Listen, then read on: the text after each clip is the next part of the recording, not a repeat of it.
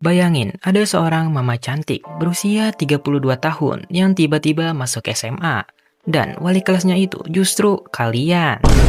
Gimana tuh menurut kalian? Cihuy! Saat ini, ada seorang guru SMA bernama Kazami Keigo. Usianya 28 tahun. Suatu hari, ia membaca berita tentang kasus guru yang berbuat kriminal pada muridnya. Hal itu membuat Keigo termenung. Menurutnya, mustahil seorang guru memandang anak-anak yang jauh lebih muda sebagai sosok menarik. Untungnya, seleranya justru wanita yang lebih dewasa.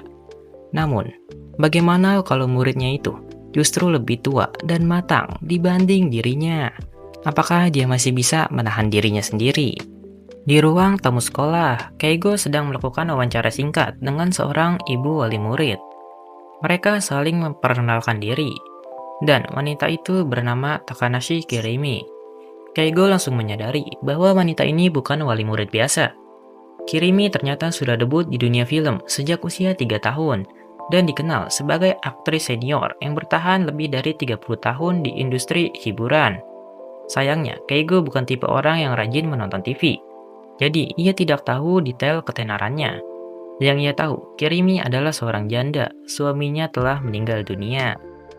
Keigo pun bertanya, alasan Kirimi mendaftarkan diri ke sekolah tersebut. Kirimi menjelaskan bahwa putrinya belakangan menolak pergi ke sekolah, dan itu membuatnya sangat cemas.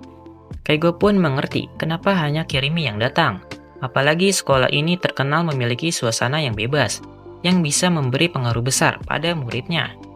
Ia pun merenung, bahkan seorang aktris terkenal pun memiliki masalah dalam kehidupan pribadinya.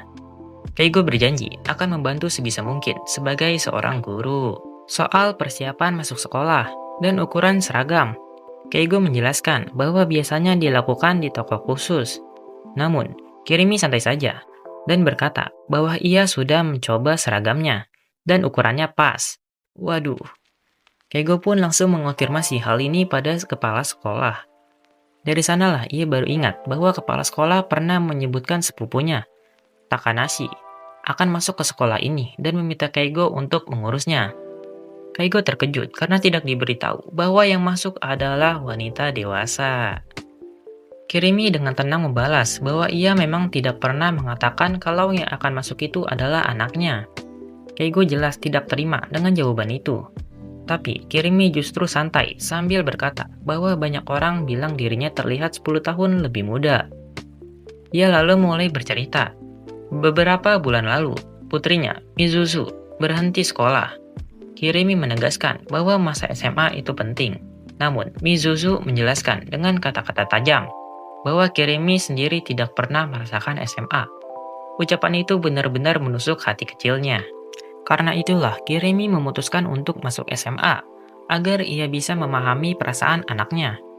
Kepala sekolah juga menambahkan bahwa Mizuzu adalah gadis berbakat dan terkenal sebagai influencer.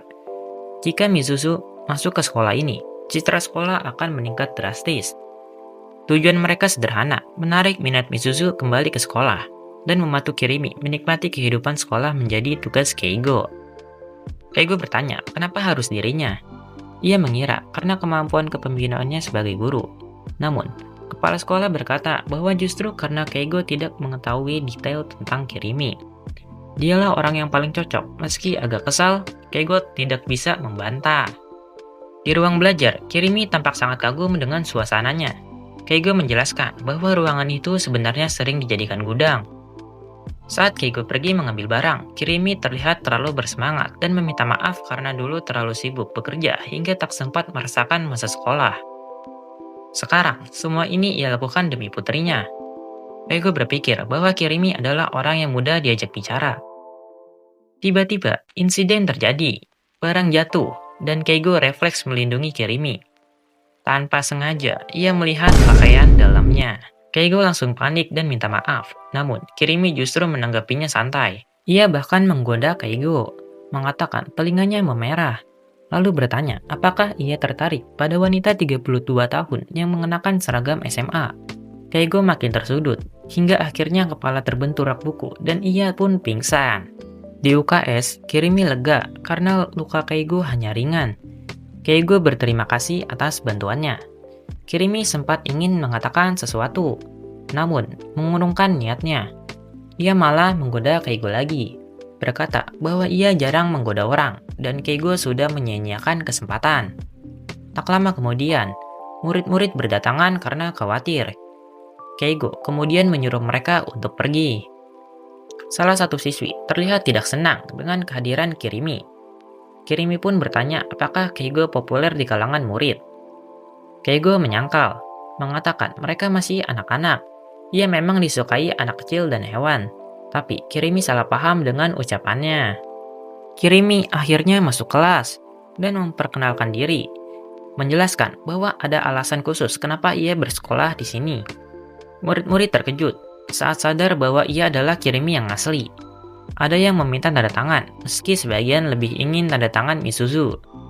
Kirimi terlihat senang, namun tetap memikirkan anaknya.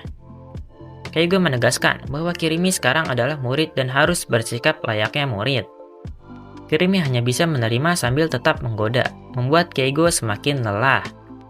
Ia sadar jika ia terlihat terlalu jauh dengan Kirimi, reputasinya sebagai guru akan hancur. Ia pun bersikap tegas dan meminta Kirimi menjaga sikapnya. Seorang murid bernama Kobayashi melihat mereka dan salah paham. Rumor tentang Kirimi pun menyebar.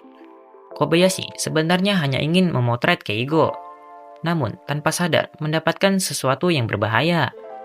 Jika tersebar, Kirimi bisa dikeluarkan dari sekolah. Saat panik, Kobayashi hampir jatuh dari tangga.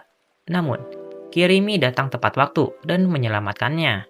Kirimi dengan tulus mengkhawatirkan kondisi Kobayashi. Meski bersikap tsundere, Kobayashi tetap mempertanyakan rasa malu Kirimi mengenakan seragam. Kirimi menjawab bahwa ini memang memalukan, tapi jauh lebih memalukan jika ia tidak melakukan apapun demi anaknya. Keesokan harinya, Kobayashi meminta tanda tangan Kirimi, bukan untuk Misuzu, tapi untuk dirinya sendiri. Kirimi dengan senang hati memberikannya, lengkap dengan majalah lamanya.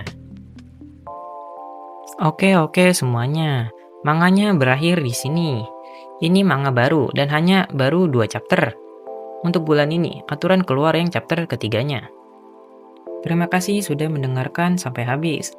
Bagi kalian yang ingin rekomendasi manga selanjutnya, silakan tulis di komentar.